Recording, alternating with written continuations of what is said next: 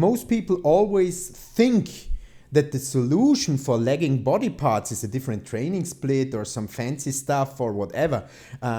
Lagging body parts are there because the movement quality is not the right one, because you are not hitting the muscle right one. Right, so you need to dial it down and get to the right movement pattern before you can put out on intensity or frequency or whatever you prefer by yourself. But in the end, you must be sure to hit the muscle right. And I would describe intensity of having the mental capability to stay in the perfect form and really have a maximum exhaustion of the target muscle. Yes. Yes. That's such a energy consuming process that it will melt you completely down. Yeah, and nobody can tell me if he puts that intensity in that he can do of an exercise more than 2 or 3 sets, because then the intensity just hasn't been there. Hey everybody, welcome to It's Just Bodybuilding. I'm Big Ron Partlow, and of course I'm here with Dusty Hanshaw and the producer Scott McNally. Remember to like, share, subscribe, comment, and ring the bell. Yes, ring the bell. Remember, IamMutant.com. Use your codes Dusty and Big Ron. Get your all in, get your ISO surge, and everyone should get on the gear. Okay, we are here. Special guest today. We're not going to bore you with just us 3 charming meatheads talking about how we used to be good at something. We're going to bring in Stefan Kienzl. Yes, the boss of Outlaw. Hello. Stefan Kienzl. Good to have you on the show, my friend. I'm honored. Yeah, all the way from Vienna. First question, who is the oldest of us? Me? I think you're a little older than I am, Ron, so that's possible. I'm 81. Oh, you got me by just a few months. You got me by a few months. I have you? No. You and I are the same. We're both 81. Or do you mean 1981? Yeah, I'm April 81. Oh, no, I'm 75. So there you go. Oh, fuck, okay. Yeah. Oh, fuck. He gave up. See how bad he gave. He's like, oh, fuck. I'm the youngest for once in my life with May of 81. That wasn't quite the reaction I was looking for when I said 75. We're shocked he's even alive. He's at like, this holy fuck. Fell out of his chair. But at least we are the same generation, I would say. Yeah. Yes. Oh, yeah. Which is not that often in our sport. No, we get irritated by a lot of the same things, I'm sure. Yeah. So it's good to have you on. Obviously, you're one of the guys behind the scenes with his fingers in a lot of projects, helping a lot of these athletes, and I know there's a lot of mystique to what coaches are doing with guys, and everyone trying to copy everyone's protocols, and I think you're one of the reasons why cereal made such a comeback recently. Are you not?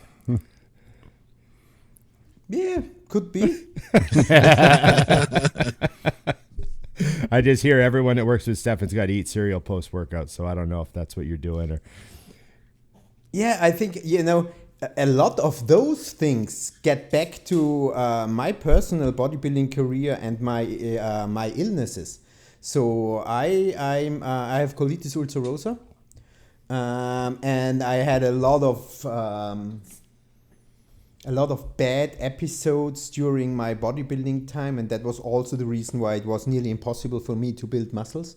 So I was always on the search to find easy digesting food, because that was the only possibility to get the food in, and not getting my digestive system to say, hey, that's too much. We're gonna rid of it without doing any digestion. And that's now it's 25 years ago when I actually, the first Stefan Classic was, but that was more in Europe, where I said that the people should eat grits. Okay. Because it was so fast digested. Mm-hmm. And later, just normal Kellogg's cornflakes came into the game. Because actually they have the same purpose. It's not that much processed food, it's easy to digest.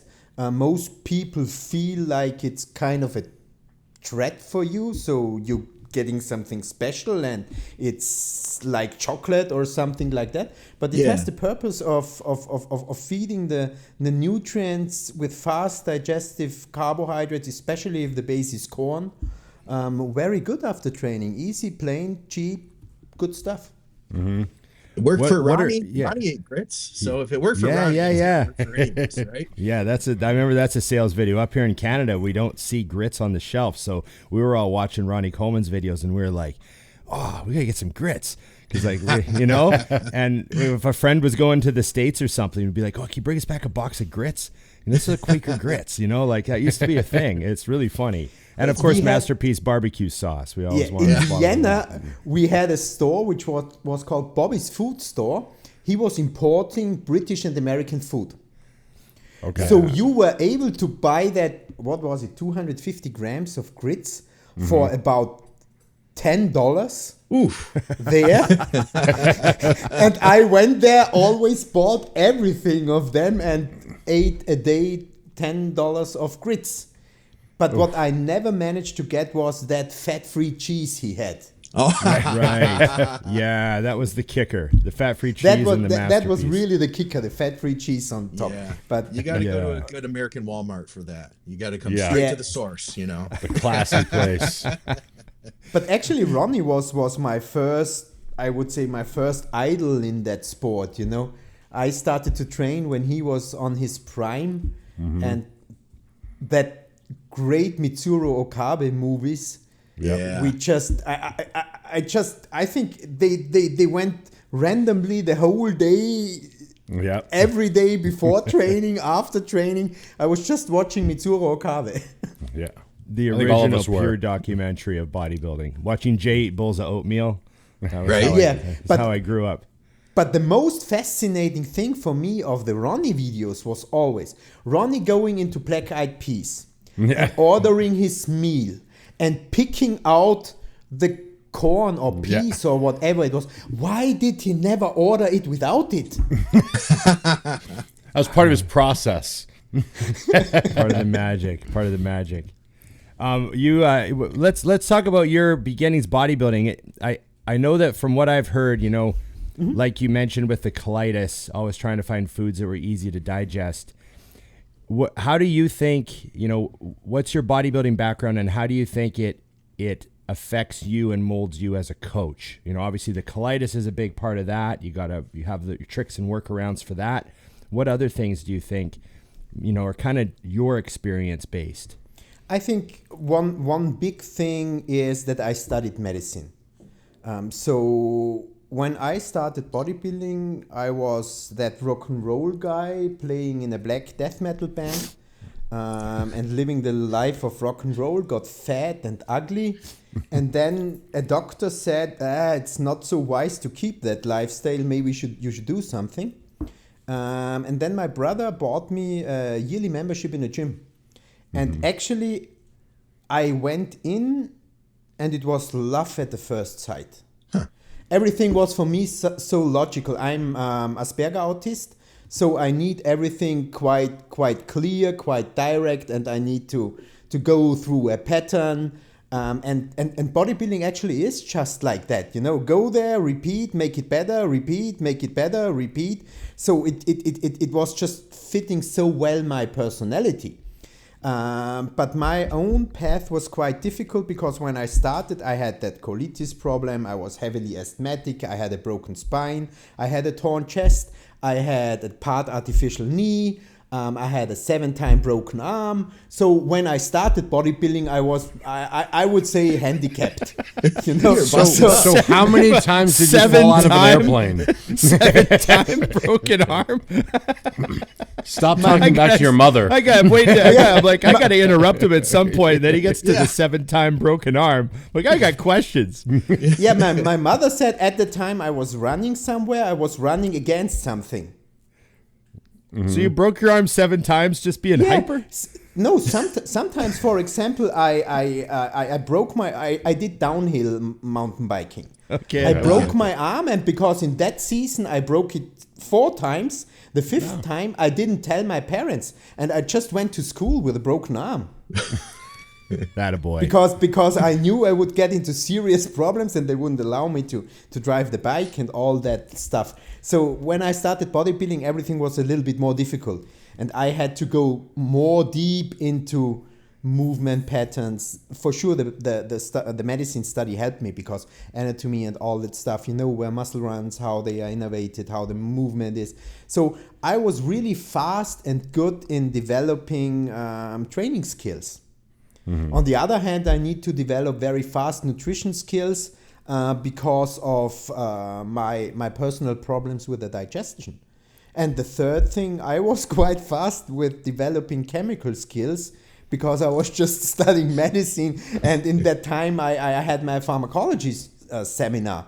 So I think it was just a good combination of genetical factors with pure love and passion for that sport because it was so fascinating with me. And my being quite retarded and handicapped and then making the best out of it. So I was competing to 4, 5, and 6. And then my wife, which I was together since 2000. Yeah, we are now together since 25 years. She came up with the idea I shouldn't keep doing the sport on a professional or on a competition level. And she was completely right because in that period of time, I nearly died 3 times. Ooh. So it was better to maybe change the side and get into coaching. And I started coaching in 2007. It was the best decision of my life. What are some of the things, you said you nearly died 3 times. So were these sort of like dehydration run-ins with No, it was just pushing everything to the border. One time I lost so much blood because I got a colitis thing that it was the day before the show, and I always, when I went to the toilet, I filled the toilet up with blood. Oh, wow. So I wasn't dehydrated for the show, I was bloodless for the show. Still went on stage, was quite serious, but it worked out somehow. Then really a bad story. I had a bad injection and I refused to go to the doctor. And my temperature went up to 41.8 degrees. Yeah. So it's like 105 or something. Yeah, I was really close for having a sepsis, like Ronnie now had. Was also quite close. And within that time, that actually has nothing to do with bodybuilding. I had a car accident, which was quite serious. Fuck. Okay. What I want to ask you something. You casually mentioned that you were in a death metal band. Oh yeah. I just want to know. Well, first of all, what did you do? Did you play guitar? Were you a drummer? What were you? Bass. Bass. Oh, God, okay. A death metal bass player. Oh, the Thunder. The cool guys which get the chicks, and it's definitely not true. I never. No. I got a Thunderbird. I got a Thunderbird right there. See, I got it, but it hasn't gotten me any chicks. My wife. Oh, nice. My wife pays no attention to my bass playing whatsoever. So, no one played bass for the chicks, did they? What I want to know what the mentality of a hardcore musician like that.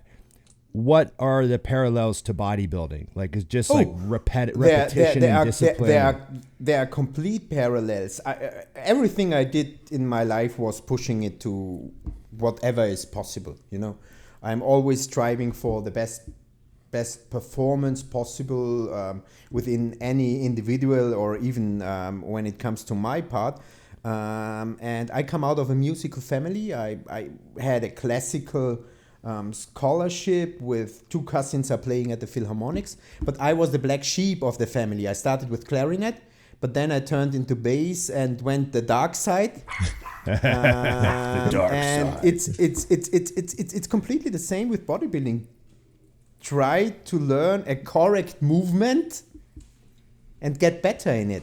Because even when it comes to playing guitar or bass, if your technique isn't well, and you just go over and over it and your technique doesn't improve, you will never have fine playing skills. And I think that's the biggest parallel to when it comes to bodybuilding sport, because most people always think that the solution for lagging body parts is a different training split or some fancy stuff or whatever. Lagging body parts are there because the movement quality is not the right one, because you are not hitting the muscle right one. Right, so you need to dial it down and get to the right movement pattern before you can put out on intensity or frequency or whatever you prefer by yourself. But in the end, you must be sure to hit the muscle right. And that's the same with playing guitar. You need to have, the fingers need to be in the right angle, you need to have the right pattern on the system, and then you can improve and practice. Yep. Just hammering in the right form. Yeah, and exactly. execution. And execution. Yeah. And then get incredibly fast. especially for that stuff. You have 47 pro wins, right? Is that where you're at now? 57. 57 now. Okay. Don't cheat him In out of 4 10. years. In 4 years. We can't keep the Googling can't keep up.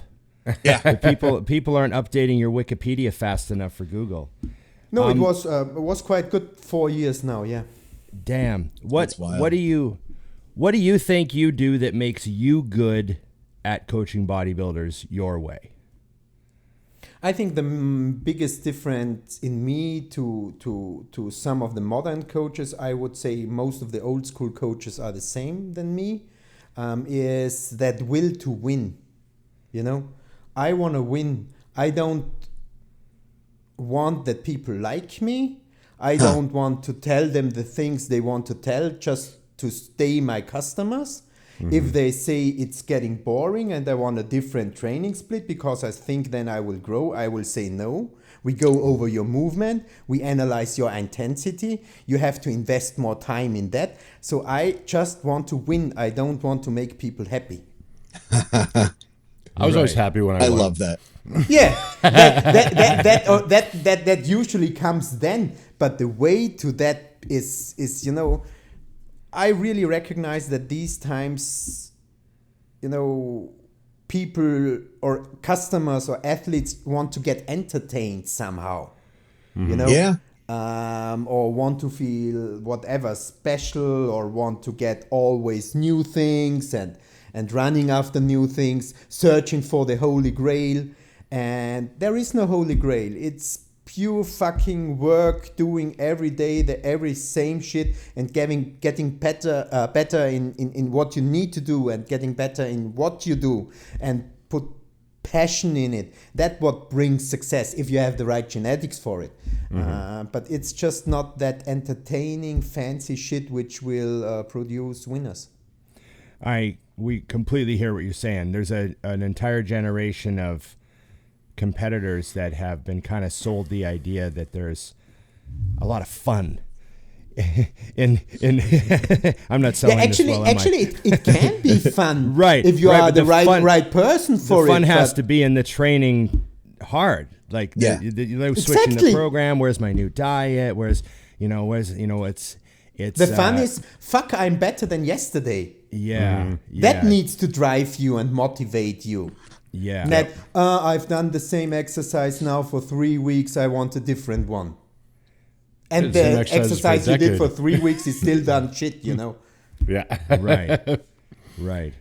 What do you obviously we got to talk about Urs. Huh? Yeah, I mean that's the big news. What everyone's saying. What's going on? What's your take? What are the conversations you've been involved with? What's your opinion on this? It was is I would say kind of a son, because I will never forget we met first time 2019 when he got pro. The proposal he wrote to me to get coached by me, I think was 10 pages long. You're kidding. He was telling from his childhood, all that stuff, and we started working for his first pro show after he got pro, where he then got second in Tijuana and won his second pro show. He won. It was Tampa. Then he got fourth at the Olympia. He won every other show except the Olympia. He always got third. But so it was a quite crazy career from the start. We started with 100 kg in the off season when we met. So first year of competing, he had 94 kg on stage when he won Tampa and got fourth at the Olympia. Then it was about 97, 98, and his cap now is 102. And in this off-season, after he really struggled last year mentally with, it's so much pressure in those classic physique because those guys have so incredible much muscle. And I would say nearly all of the top 10 have to sacrifice some muscle to get into the limit, And within the last Olympia and the time after, he went so fast to 130 without even doing anything stupid or intense. It just happened naturally. And when we started the prep for this Olympia, he started to look incredible with 125. Damn, that's 265. When 2 is his limit, 102. So it's 2 months ago. It was exactly on the Portugal weekend. We had a conversation, and it was clearly that there is no way that when we bring that body down to 102, that it will look good. Yeah. Which that's 224 pounds, and he was at 265 pounds. Yeah, 275. 275. And now he is at 118 kg, and that's what we want to bring. That's what we're gonna bring on stage. Oh my God! I would say if we wouldn't have brought it down last year, it would have been about 110, 111. Okay. So still way over. Way over, but last year, okay, that 10 kg, we just beat it down, bam. Yeah. But it just makes no sense because he's losing completely his look. And I was in Stuttgart on Thursday, and until that, I was kind of, it's really that heavy, really? And when you get pictures, you can't get the size of the athlete. I saw the condition is on, everything is good, but you can't get the size. And I was so incredibly happy when I saw him last Thursday live because it really looks fucking good. It's clearly open bodybuilding. It's a brilliant condition. It's very, very nice symmetry. Is he on his limit now? No, we have way to improve still. But I think it will have a really big impact. So what's the plan for him then as far as shows based on this decision? So we confirmed Italy and Offenbach, those two. And we want to try to give our everything, and see where he stands and then make future plans. Nice. Wow. I'm still stuck on how hard he had to have dieted to get down. I mean, you guys must have got to the point at the end where there were days that he was hardly eating anything at all. He has the luck of having a quite okay metabolism, Okay. But still, if your metabolism is good, when you burn that much calories, you're still hungry as fuck. So it doesn't sound that bad, but still for that individual, it's fucking bad because he burns just everything, Yeah. What's your strategy with making weight? You know how there's if a guy's just a little over, you can do it with kind of food and water like the day before, but then if a guy's way over, you have to burn muscle off. What's your take? I would say if, for example, a guy is 3, 4, 5, 6 kg of water overweight, you see that 1 week out. That's easy. That's no problem. Brady, for example, Brady King, he's always about 13, 14 pounds overweight the week out, But even without diuretics, I get him in easily.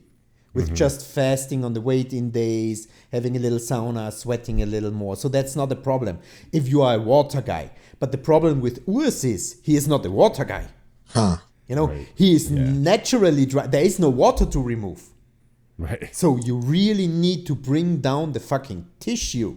And that's why it just makes no sense. So it's a little bit a question of a body type. If you are more that water storage type, which stores a lot of water and glycogen into your muscle, I would say you can manipulate 10 to 12 pounds easy in a peak week without doing any bad or crazy stuff.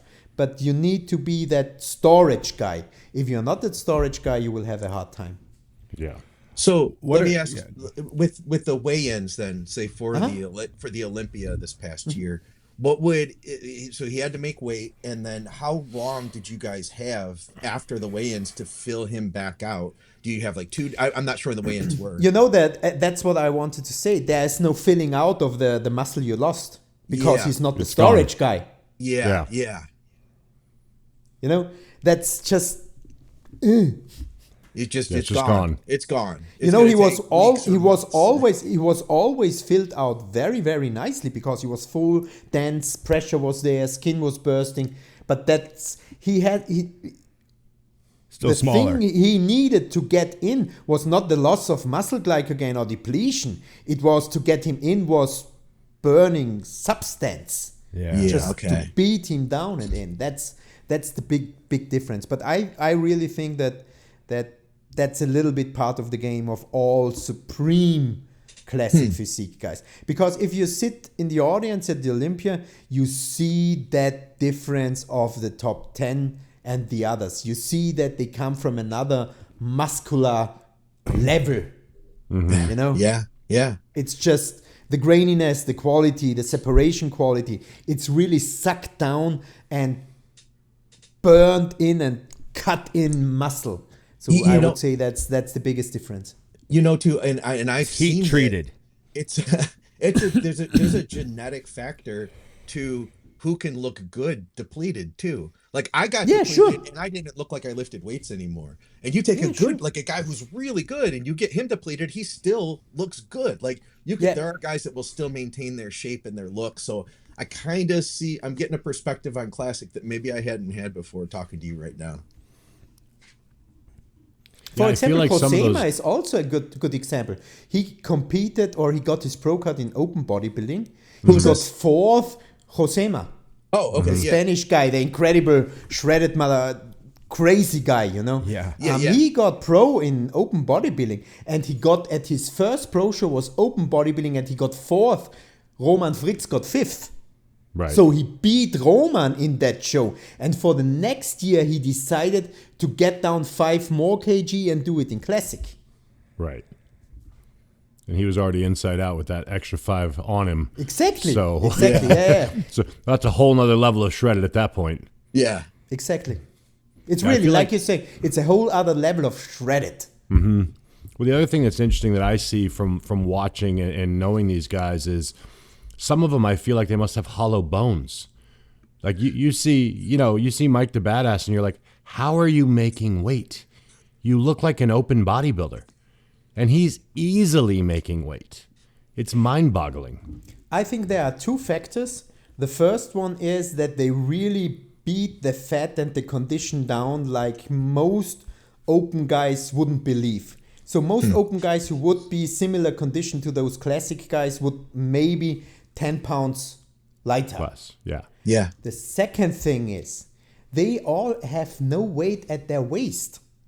Yeah. Yeah, there's that. You know, it's that bone symmetry, that small waist, which really spare a lot of weight, you know? Yeah. That's a good point. So that's, and then the illusion of having that bubbly muscle with a small waist just shows that they can have less weight, but still display that heavy looking and full and muscular looking physiques.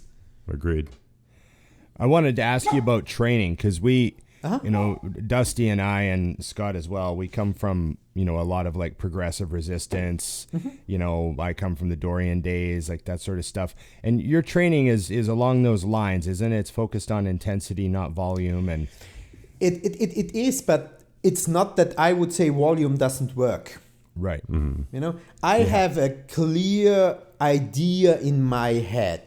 When you as a coach, because as a coach, your tool is feedback. Yep. You get feedback and you need to do something with that feedback. if guys tell me with intensity training or low volume training, they don't get a pump and they don't feel anything, I immediately know the movement is not right. Because if you have the right movement, in the second rep of the movement, you will get blood filling the muscle and you will feel it. Yeah. If you're doing volume training, the blood flow is circulating around and you feel like kind of pump, but it's pump everywhere, but just not in the target muscle. So for me, the feedback of I get a pump, I get a good stimulus, I'm able to finish my target muscle with less volume shows me that the quality of movement is better. And that's what we all have to achieve, you know. The problem or the danger with volume training is that you get exhausted from the system, but you didn't treat your target muscle right. And the target muscle isn't exhausted, but you are overly that exhausted that you feel the training was good, but actually was shit. And your chest, for example, doesn't grow. You've done 20 sets of bench press, but you've done it all for the front delts and your triceps. Right.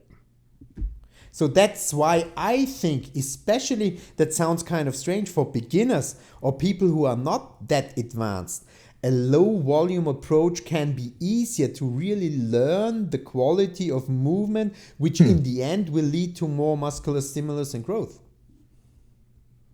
I like that. What do you think are... And it's more fun. Yeah. Wait, that's something that I tell everyone. This should be fun.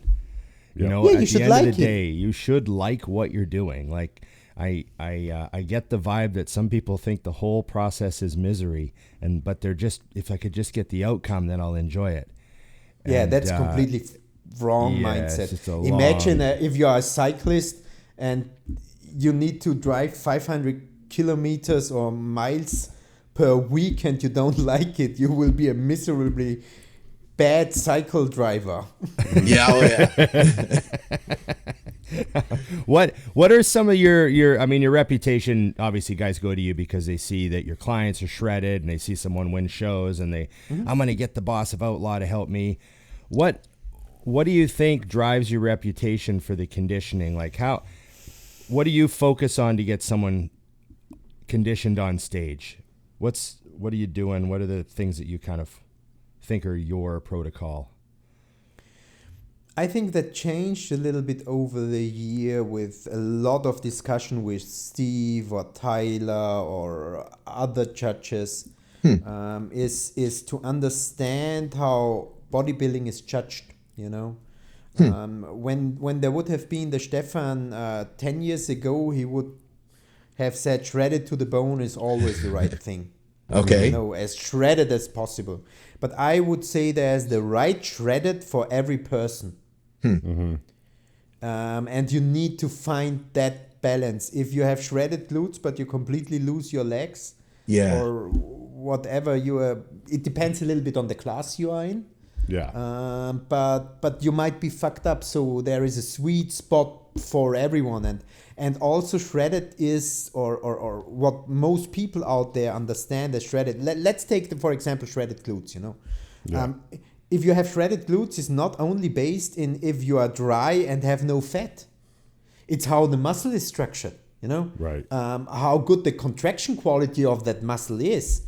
Urs has shredded glutes with 40 pounds over straight weight.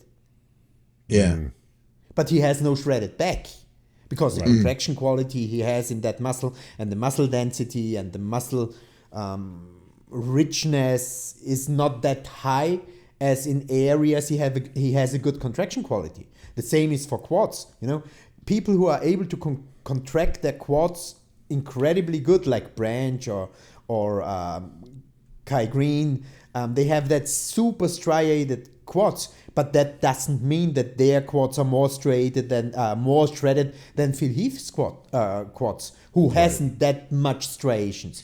So it's a little bit finding that balance for that specific person and how he has to present and show it. Right. Do you feel like that's something? Obviously, conditioning is something we all hammer. I mean, you get on stage fat, or, you know, in good shape and you're next to somebody that's shredded, you start to look fat.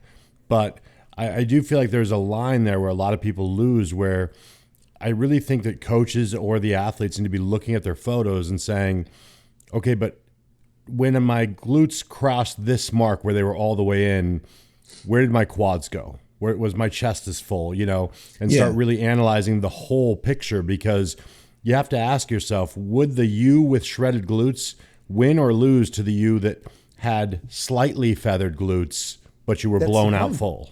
Yeah, that's the point. And you need to find the balance, and you need to find that balance in combination with the feedback you get. Mm-hmm.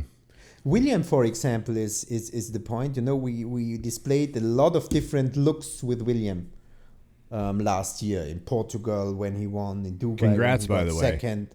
Thank you. In 2023, 2020. We have 2025 now. In 2024. Mm-hmm. And I got the same feedback from every coach. No, bring him as full and round as possible. Right. So the difference between, for example, was 96 kg in Dubai, 2024, to, for example, 105 in Detroit or New York, where we got the feedback. Okay. We really were impressed by that mass and the volume and the picture he displayed, because he's always kind of conditioned. Right. Yeah. You know, William. But it could be sucked down a little bit more, or it could be more popping and round muscle. And the legs back up filled, the shoulders back up filled, but keeping the eye on having the midsection as good as possible is how they want to see William. Oh, that balance at Detroit was incredible too. I've been a Bonac fan for a long time. I was lucky enough to be backstage with him. One of the years that he won, I think it was 2019. I can't remember for sure, at the Arnold Classic. Mm-hmm. And then I think 19 he won. Yeah, that look was burned into my brain. And so as a fan of his, he took some time off, and then seeing him come back, I see what you're saying now. I didn't realize that the size, like we're That's talking a lot of weight pounds, on him. 20 pounds. Yeah. Seeing him come back, and then when he got to Detroit, I was like, oh, this is the Bonac of old. This is the same Bonac, if not better. And I think we even looked at some comparison pictures, didn't we, guys? We talked about him several times on the show, about how Bonac just, like, we were joking that he was the guy that wouldn't go away. Yeah. Like, you know what I mean? He's Detroit, back again and right in the mix all the time. May have been better, I think, than the we side by side Arnold. Yeah. Yeah. Yeah. The legs were even tighter, I think. Yeah, I think that the legs gained some quality. I'm sure about that. He has some injuries to deal with it, but still he makes an incredible job. The goal for this Olympia is to get a little bit tighter, so a little bit trying to keep that volume and having that good symmetry, but getting tighter as, I would say, the first half of the year. So that's what we want to try. Nice. That's How cool. Yeah, go ahead. Go ahead. I'm sorry, but before we got too far away, I had one other question. So with Urs, you had mentioned that the contractility of his glutes, you're going to see a lot more striations there than in the back. So I want to step back to the process of turning Urs into an open monster. I assume that part of that is probably going to be more focus in back training. Can you give us any type of insight into what you're doing with him training wise, now that we've heard a little bit about your training philosophies and we talked about Urs and his whole movement to open? I'd love to hear, like, what does that look like? It's completely simple. It's getting your movement right. Yeah. Especially when it comes to back, you could people always, for example, when you say, okay, you need to do that lat movement, lat pull down or single arm row, that won't keep your lats grow if you do it with your traps or if you do it with your biceps in the lat pull down. So that's the issue that most people have. There is no exercise which which solves your problem. It's how you do the exercise. And that's something which needs to be trained. I think that's why it's called training. Mm-hmm. It's not going from a day to another. And the jump of the quality of the back, the feathering he kind of never had from last season to this year is really, really impressive. And tissue will follow, it's just a matter of time. But seeing that the muscle quality is getting better now and starting to match his legs quality-wise is so good to see, because it shows me that he's really able to contract the right fibers, and he's really able to contract in the right area. If calories are up, if he's having progressive training and getting better in what he does, intensity is never a question with him. He's just so much 100% when he trains. So there's no doubt the muscle will follow where the movement goes. So it sounds like you're saying it was like a technique development is what you're talking about. And training and getting better. When every time we meet, we do back. So it always was the main focus from his first show, because that was always his weak part. And his weak part, it was easy to detect because the movement was just not right. It was not good, When you see from the first day, when you see his chest training, there is no mistake. Yeah. And that's why he has a perfect chest. Same for shoulders, or same for quads. When you see him doing a hack squat, it's just pure perfection, the movement. It's pure perfection.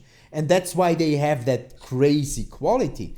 But in the back, the movement was just not that good in compared to the rest of his body. So you just need to train and get better in what you do to display in the end what the people want to see. Is that I like remember.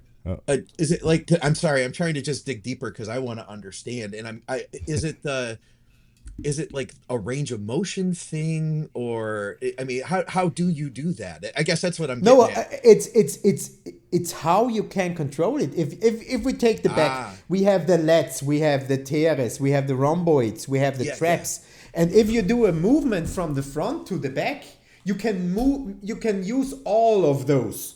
Okay. Yeah. Or you can kind of isolate it. The problem is when it comes to a imbalanced back, and mostly I would say people are lacking lats. Absolutely. Mostly they have good upper back, but lats are lacking. But they are doing every movement they do with their rhomboids, with their teres, with their traps, but they are not getting into the lats because the angle is not right. They train in.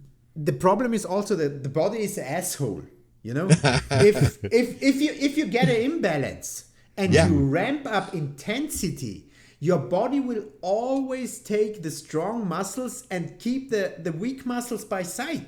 So you need to do a completely reset of the movement to get into that right area. And that sometimes just steps back to improve again. I think for me, the eye-opener in my career was Phil Heath. Okay. If you take a look at Phil Heath, how he developed his back from his first pro show to his first Olympia, that was just mind-blowing. Mm-hmm. Because actually he started his career with just big arms, and I would say a quite, not this bad back, but the back was nowhere near. It was okay. The back, he was okay. But he built up his lats insanely, and I think he was a guy, and funnily I saw a video 2 days before where he said he quite soon understand how he was able to stimulate the muscle with the weight, not just lifting, using the muscle and get stimulate in that right area. To get big sometimes is easier than to get beautiful and balanced. Mm-hmm. Because to get balanced, you need to really have those skills to get the contraction quality into the area you need to. That's why a lot of great bodybuilders never won the Olympia title. Take Dennis Wolf. Mm-hmm. Imagine if Dennis Wolf would have brought up his lats like his upper back. Right. Yeah, okay. He would have destroyed the whole season. With that But waist, his upper back was, I think, so motherfucking dominant Insane. in every movement that it was impossible to get even in that area. Yeah, that's the part of the feedback that I feel like people miss. It's like their thought is, if I'm doing these 3 movements and only my upper back is growing, throw them all away and do these other movements, as opposed to learn to move your body to where you're hitting the parts that are lacking, like you said, because that's but still, a big your miss. receipt could be very, very dangerous, because in those 3 other movements, they probably also use the upper back. Right, exactly. Possibly, You can't get away from finding. You have to find a way to make it keep contract. those 3 exercises they actually do for their lats and learn them how to do them for the lats. Yeah, it's funny because I would have people watch some of the things I do, and they'd say, "What part of the back is that hitting?" And I'm like, "All of it." Yeah. And they would know, but like specifically, I'm like, "All of it." I will wake up tomorrow sore from my head to my ass crack. You know, whereas I wouldn't. For years and years, I trained with a good pro, and my teres got really strong. My rear delts got really strong. My rhomboids got really strong. Guess what didn't get strong? My lats. And Stefan, you're solidifying a lot of thoughts I've had about back training, and I loved hearing it, because that's, for me, I had to back way off and really find a lot of humility to learn how to activate the actual lat. And then from there, 6 months later, the lat blew up. And if that's what Urs has done, then look the hell out, because his back is going to get insane moving forward. You know what I'm saying? For me, also, intensity, I would describe that way. I wouldn't describe intensity which moving the highest possible way from A to B. Yeah. I would describe intensity of having the mental capability to stay in the perfect form and really have a maximum exhaustion of the target muscle. Yes. Yeah. Yes. That's such a energy consuming process that Right. it will melt you completely down. Yeah. And but it's- nobody can tell me, if he puts that intensity in, that he can do of an exercise more than 2 or 3 sets, because then the intensity just hasn't been there. Yeah. Yeah. I agree 1,000,000%, because I feel like when you mentioned earlier when guys can't get a pump, and I think it's funny because like I have broken shoulders, so I'll warm up on like an incline with 135 for 2 sets. And on my second warm up, my chest looks like I've trained. It's just blown out, and I've done 20 reps with 135, and I'm thinking, what do you mean you did a full workout and didn't get a pump? That doesn't even make sense. No, it doesn't make sense. It really doesn't. When you don't have a pump, you don't have you have not trained the muscle you want to train. Yeah. Yeah. Yeah, it's almost impossible. You're like, if you have salt, water, and a little food, you should be good to go. Yeah, even you don't need carbs for getting a pump, No, you know. some sodium and some water, you're good to go. It's done. Like, yeah. I love these little gems, because I think more people will walk away from this episode and start thinking, okay, if I'm doing these movements and they're not working, make some alterations, feel them. You should use that's something I stress to clients, because I do a lot of progressive overload, but I tell them how you do your warm-up sets, your feeler sets, is what's going to transfer into that working set. If you're just moving the weight 100%. around and then you're going to jump into your working set, it's going to look like dog shit too, because you didn't get the mind connecting with the body, feeling the muscle fire. And now you can turn your brain off because it's just in that piston movement. It'll just go. Now you can just You trained for that. Yeah, now you can just grip and rip. It'll take care of itself.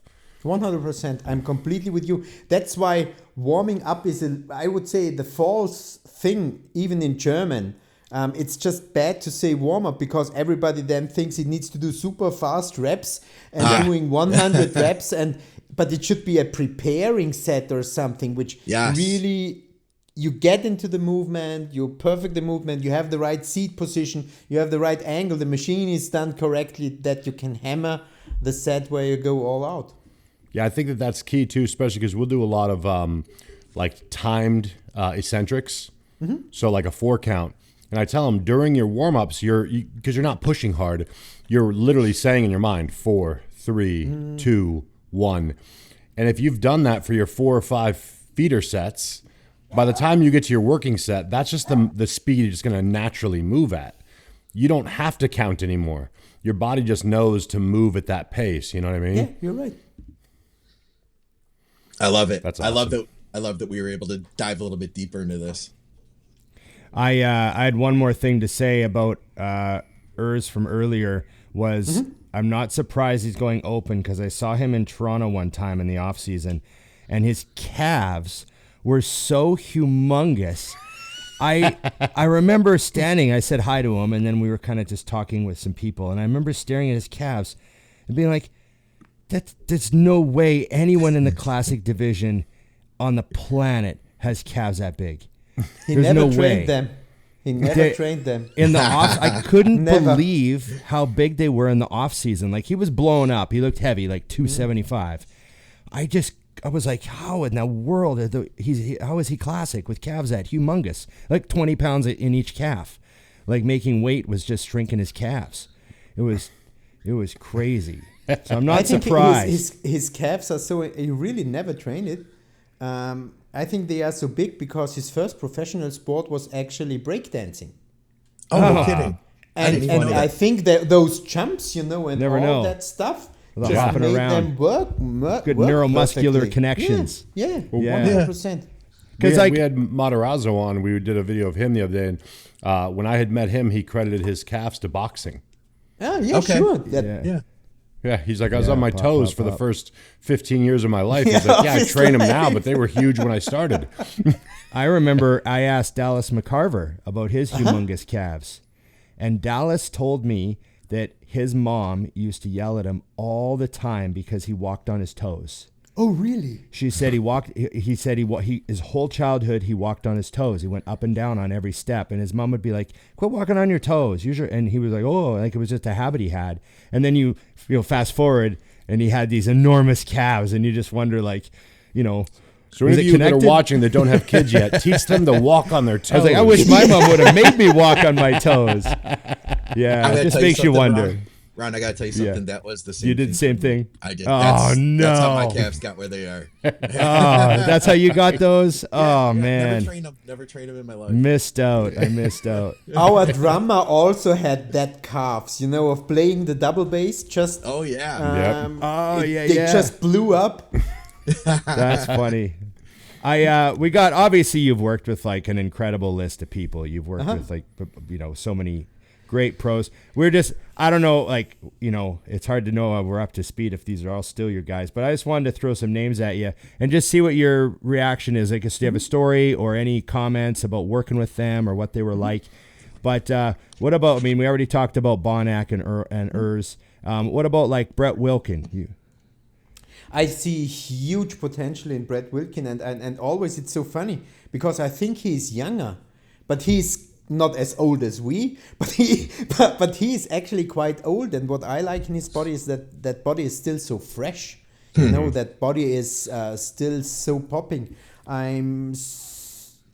and Brett, they are just the best friends, and for me as a coach, it's great to work with both because if there is a problem, I can talk with them, with the other one, and they are so objective to each other that it's just a team of three which really works great together, and it's a huge fun. And the second good and positive thing is I just always know that their training is bang on.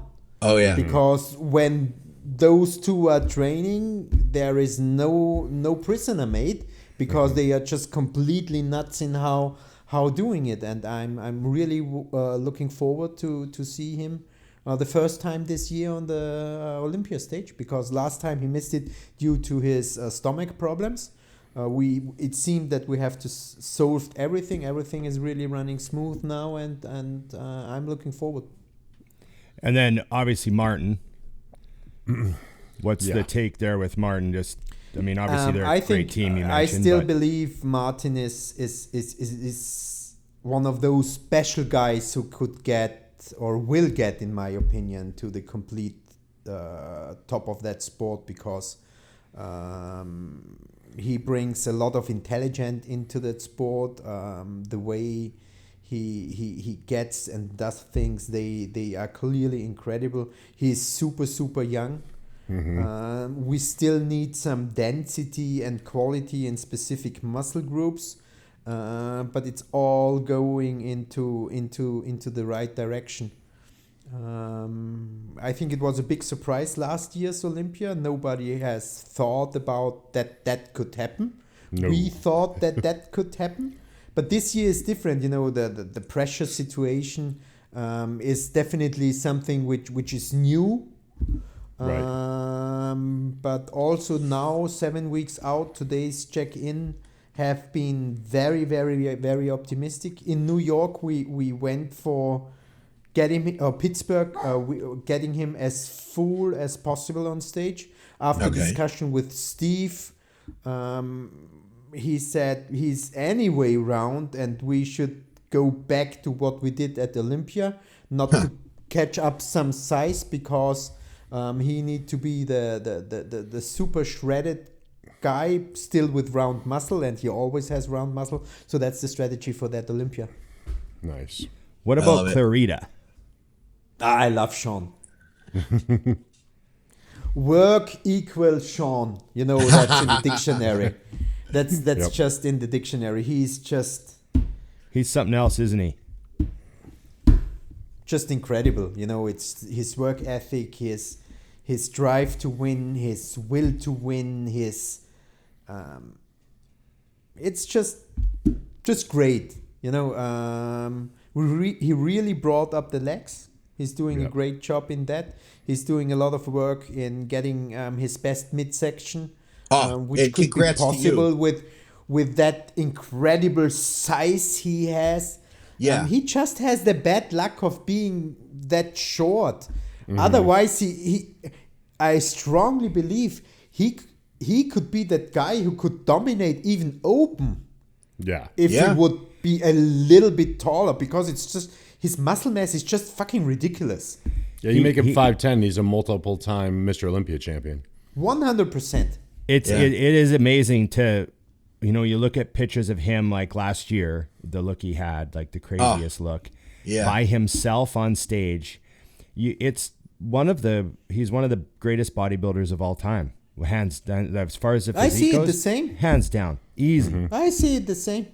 Easy. I have to say too, man, just congrats on the work you guys did to get that look last year, because the word's not resurrected, because it's not like he was gone, you know what I'm saying? But it evolved. But it evolved him into this, like, he was always crazy, but it was like to take somebody who was already a 212 Olympia champ and and now take him that step further. It was just, as a fan of the sport, it was so satisfying to see that look. So thank you. And also as a fan of bodybuilding, he's just a great guy, because when he goes on stage, it's just party time. Yeah. Yeah, he seemed though like I think what I was thinking when you were talking, Scott, was I felt that Shaun had maxed out his physique. That's what it was. I mean, there was nowhere you couldn't look at him and say what he needed, which is usually pretty easy in bodybuilding. You go, well, if this guy gets his arms bigger, he'll be better. With Shaun, you couldn't see that. Then you come back a year and you're like, how does a guy who I just thought had maxed out his physique, that's what it was, went up 20%, and then things that you didn't even think were weaknesses in comparison were. My curiosity is, what did you guys change to bring so much out of him? Because from speaking to him, he felt like his prep was more enjoyable, was, I don't want to use this word incorrectly, but easier. For him to get through. So what did you guys do to make that happen? Same as with William. Skip cardio. What? Well, when you train like that, you don't have to. It was really, and Shaun, who is such a workhorse, he begged for cardio. Yeah, he would. He said, I do it in the heat? I was feeling bad. Can I do it at high And then noon I- in Texas? Then I saw Instagram videos of he doing cardio, and I wrote, "Go the fucking off that treadmill." No, it's really respecting more the recovery time, which really gets more important when you get older. Mm-hmm. Especially when it comes to leg. I think the main reason why older bodybuilders get skinnier leg is that they don't respect that their recovery times get worse. Right. And they're pounding the stepper and they're pounding the treadmill. Yeah. Yeah. You probably can do that with 20, 25, you know. You can do anything when you're 25. Yeah, exactly. But- Trust me. But when you get older, cardio can destroy your physique. You know, sometimes cardio is just necessary when you have a bad metabolism and you need that extra stimulus or calorie output. But both William and Shaun, they have quite good metabolism. So it's just a bad choice of overdoing that and then stealing the complete recovery of their weakest body part. That's a huge visionary thing for you to catch, because so much of what we do as bodybuilders is just we all do the same thing. You do your cardio, you do your this, you do your that. And I don't think many people, myself included, could look at him and go, I think we need to throw the cardio out the window. Like that's really a special eye that you had to see that. Did you lower it and then start to see he improved, or did you just say throw it away? Throw it away. I love it. Just go bold. You're like, I'm tired of this. I want you to sell your treadmill. Just throw it away. You know, do mobility or posing or whatever, but keep your feet quiet. It's you know, you see if a muscle looks tired. Yeah. And if a muscle looks tired, he's overdone.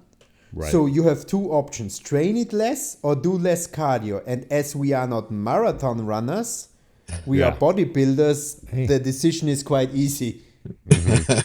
I love it. Ron I love says it. that all the time because I'm not a lover of cardio. It's like I'm not the big cardio guy. I use it. It but can be I a love hearing tool, this. and young people really sometimes need it, or some athletes with great legs. Some people can sit do it around all day and do nothing. without any. It's really that's some of those personal questions, you know.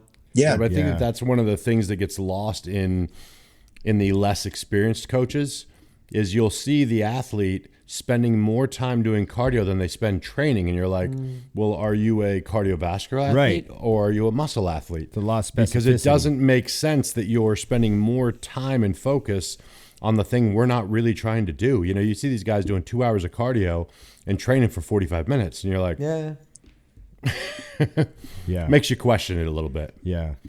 We're over the hour here, so I just got a couple more for you. Stefan, want to have a little bit of fun here. What's some of the craziest what's the craziest thing you ever did to fill somebody out after they made weight? That worked. It comes down to fluid and sodium.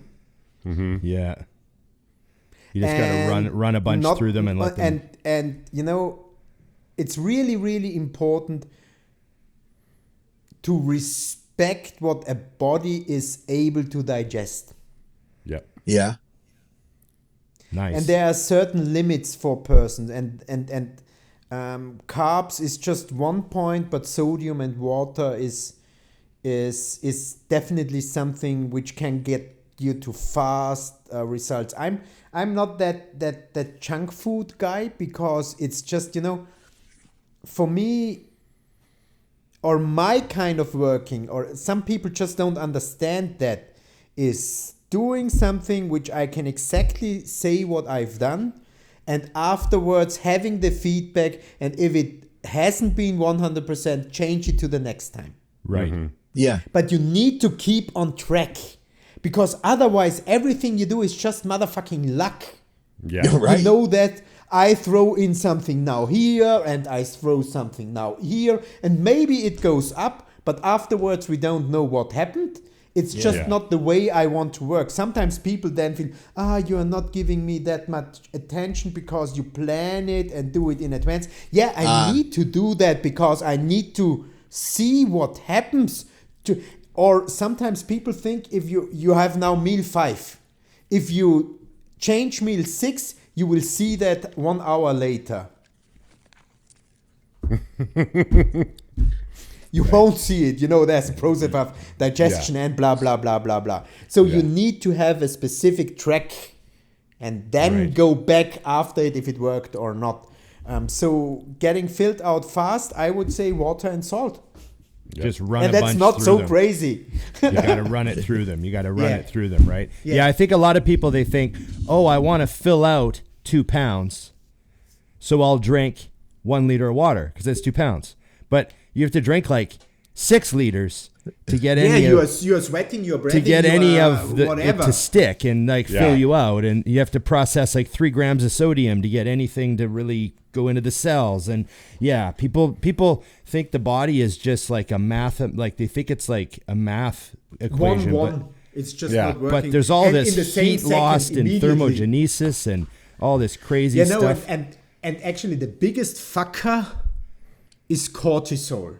Yep. Yeah. Because you can get up super full and nice, and when your nerves goes round, you get flat, you get watery, and you can't change that. You could eat as much as you want, you could drink as much as you want, you are fucked. So the successful athletes are the stable athletes. All 5 of them.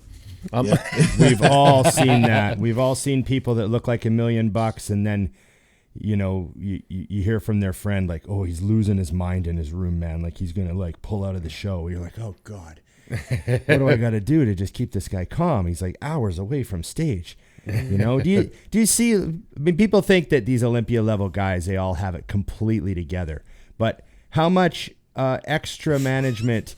I knew that face was coming. I don't know. I'm sure you've had to talk some people off ledges when they look great. Is it still happening at that level? Yeah, for sure. Something like you are backstage and pumping up and taking a look at the glutes of the other guy can completely melt you emotionally. Yeah. I always found that strong like bull. we in Austria, we have that, when you go into the shower, the penis of the other person always looks bigger because it's the perspective in that side than on your self side. It's a little bit the same with muscles. I always turn my water up real hot.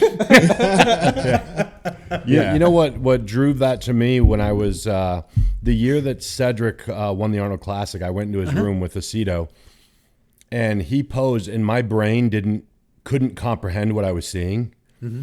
And I looked at Ced and I said, I've never seen anything like this in person. And I realized that those guys' brains can't even see what they look like, because he goes, really? Mm-hmm. So I look okay? And I'm like, okay. Yeah. And I'm looking at Aceto, and Aceto just rolls his eyes. He's like, we both know he's lights out. And we left the room, and Chris goes, he's never thought he's looked good. Wow. And I'm like, if I look like that, I'd be in the lobby just standing there in my trunks just so people could look at me. I've had the same experience where I was in a room with a guy who was like top tier echelon bodybuilder, and he goes, what do you think? Think I'm in shape? And I'm like, what are you asking me for? Like fuck. Like, you have 2 eyes? You look nuts. You look nuts. You're gonna win the show. Like, yeah. What who's the hardest worker you've ever coached?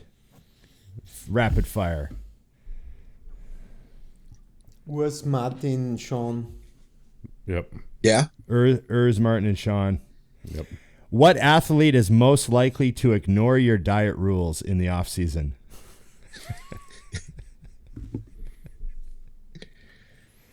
Urs can eat out pretty bad. I love it. Busted. I like how he's on the hardest worker list and the most likely to cheat on his off-season diet. It's like, well, off-season, he's a little, yeah. It's fully okay, Yeah. If you could coach any bodybuilder from history for one more show in their prime, but you get to coach them. Just one answer. For me, always the greatest, Ronnie Coleman. Yep. Oh, wow. Just do one show with Ronnie, see what you could do. I don't know if I could. I don't know if I could do it better. I wouldn't say that. You want to see if more structure would help him. I just want to talk with him.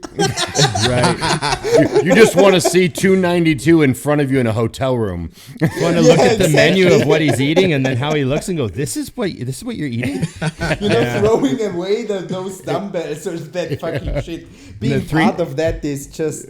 Oh, man. I'd love to diet him for a day just so I could track how much barbecue sauce he actually ate on diet and figure out how many carbs it was. Imagine that fucking garbage Synta 6. How much sugar he drank with that protein. The Synta 6. Yeah. Yeah. Actually, And it was a fine. weight gainer. Yeah, he's doing 3 scoops. I used to love that in the old video when I think it was he's taking the 17 pre-workout. grams of carbs per scoop or something like that. Yeah, the Synta 6, and it had fat in it too. It was like primarily a meal replacement with a little protein. He's like barbecue I do sauce 4 doesn't scoops of count." that. We're good to go. I was watching a Ronnie video the other day, and he's doing preacher curls. And when the dumbbell got to the top, it went like past vertical. So his bicep like totally relaxed on every rep. So it was like, but every rep it totally relaxed at the top. And like we're all trying to get the most out of every rep. We're trying to keep that tension on and all that. And he's just fully relaxing at the top and just not noticing. Not caring. It doesn't matter. It didn't matter. Just doesn't matter. I did my set. And I just thought that's the beauty of Ronnie. Yep. I have seen an interview with him. That was crazy, where he said, he recognized quite early, even after a leg day, he could go to train back 1 hour later. Yeah. That was the wildest part about him is he was doing 2-a-days and hitting every body part twice a week, training with that kind of intensity. You're like, how's that possible? Doing 5-plate rows. Yeah. Imagine doing 5-plate barbell rows twice a week. Yeah. It's insane. On It's top just of your insane. 700-800 pound deadlifts. Yeah. And Even your if those 1,200 pound those 2 C-bars. hours then those 2 hours or 1 hour of walking. walking. And the cardio. I know. Yeah. It's running, but It doesn't to see matter. that There's no and rules. be part of that must have been insane. It's just... Did you ever see him on stage in person? I've seen him first time. I've seen him at the guest appearance 2005 at the local show in Austria with 150 kg. Yeah. Oh, wow. That's the biggest he got. Yep. Yeah. 340. And I have seen him 1 week after he lost the Olympia at the Pro Grand Prix in Graz, also in Austria. Okay. 2006. Right. Yeah. Unbelievable. Yeah. The perfect description of Ronnie. Unbelievable. That's all you got to say. That was good. That was good. Well, man, thanks for your time. I mean, Yes. we really appreciate having you on. I only got to meet you briefly one time when you came by the booth. You were talking with Scott, I believe, for a quick second. Yeah.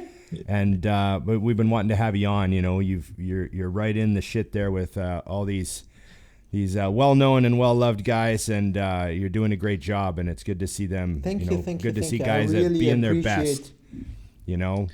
We see a lot of coaches come and go, and it's good to see repeated best evers. Yep. I try to do my best. I'm like always. I'm just driven by going. Right. Yeah. Well, yeah. and yeah. you have a passion too that even from the first time I heard you talk, I was like, oh, this guy really loves bodybuilding.